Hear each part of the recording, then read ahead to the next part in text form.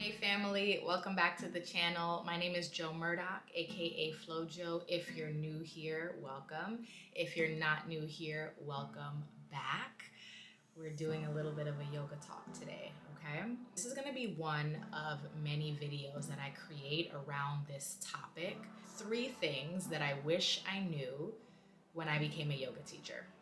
So the first thing that I wish I knew when I became a yoga instructor was that you do not need to create a new yoga class every time you teach. I'm gonna say that again. You do not need to create another routine, a brand new routine every single time you are scheduled to teach. That's absolutely insane and the fastest way to burn out and not even want to be a yoga teacher anymore.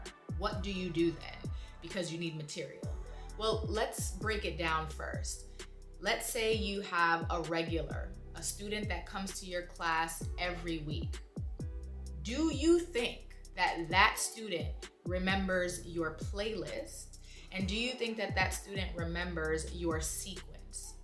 They have 1 hour with you a week. Then they leave that space and they go on with their normal lives, their jobs, their families, their bills to pay, their dinners to create, their meetings to have, their relationships to cultivate. I don't think they remember your class. With that being said, if they do remember your class, that's okay. It gives them another opportunity to try that class and maybe feel the flow, build the shapes in a different way, in a new way, and maybe even actually get and grasp the class.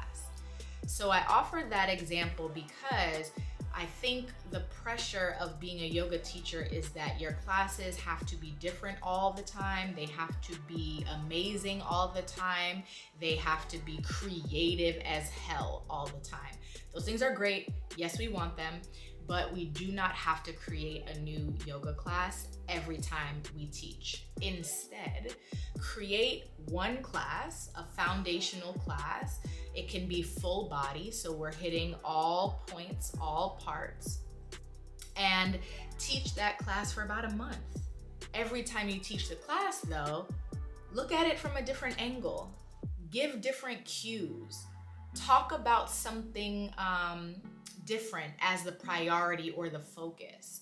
You might even realize that when you create that class for the first time, you teach it the second time, a light bulb goes off and you go back, make a few changes, and then it actually ends up being a different class the third time you teach it, okay?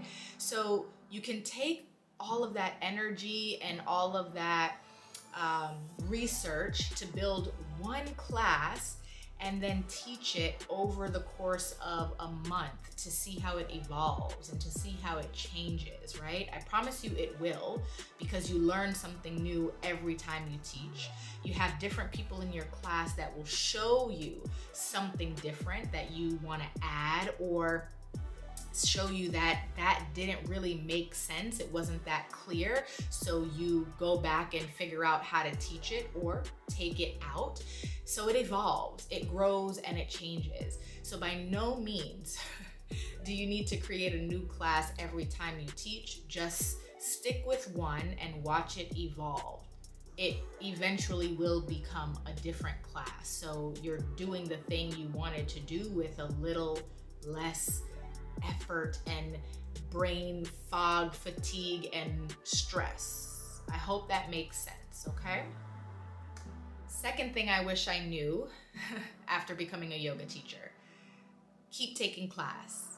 Keep taking class, get yourself a notebook, and start taking notes after every class. Why?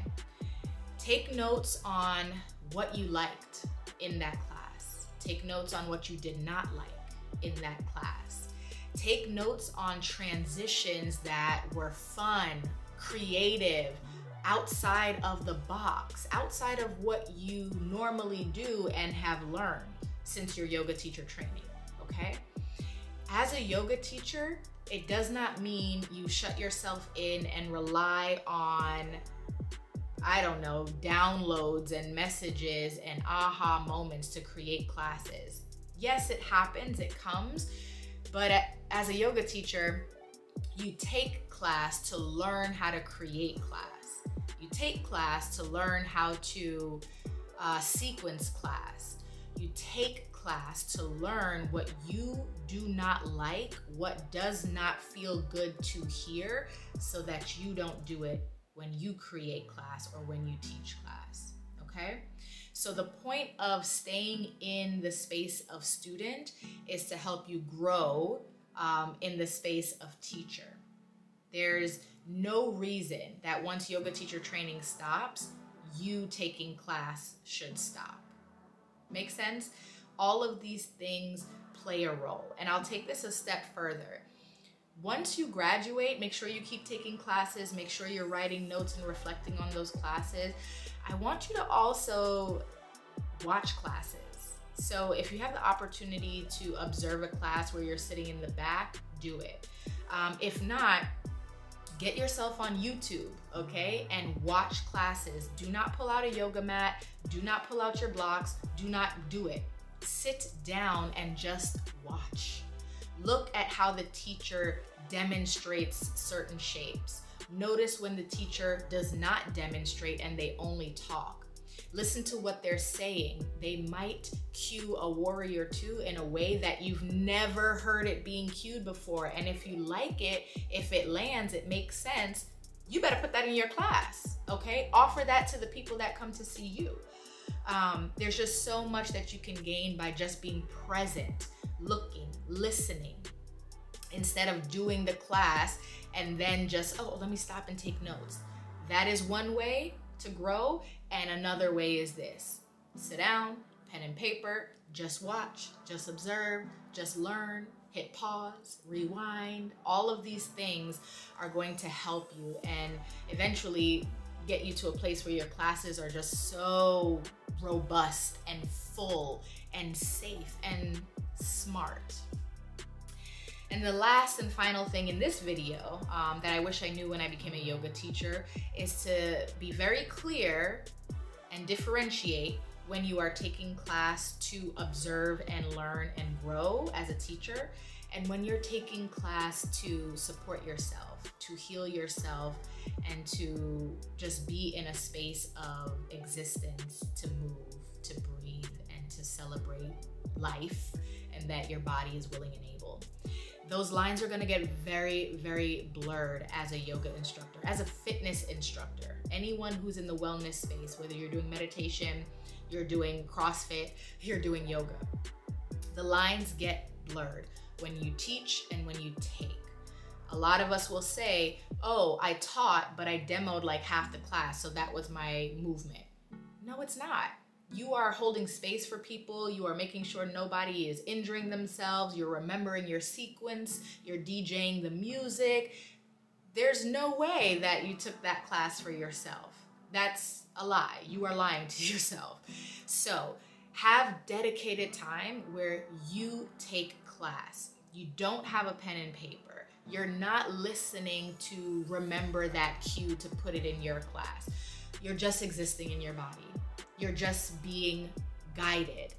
It feels so good to just be guided when you are always the one guiding, okay? So make those times very clear. Set those times aside. Walk in with no expectation. Take the class. Leave the class there. You have other opportunities to be present, to take notes, to reflect. You have other opportunities to use that class to develop your brand, your teaching style, and how you show up as a teacher. I hope these were helpful. I hope these resonate. I hope these land, and I hope you're able to do them. These are just a few things. Again, I'll have more, I'll share more, but I really wish someone made these very, very clear to me when I first became a yoga teacher. And I hope that they help you as well. If you found any of this information helpful, go ahead and hit the like button. Go ahead and subscribe. I have yoga classes here, barre classes here, yoga talks, and vlogs. So I hope that we stay connected. I hope that you grow. I hope that you take care of yourself, and I hope to see you in the next video. Okay, Flow family, I love you. Thanks for rocking out with me, and I'll see you in the next video. Peace.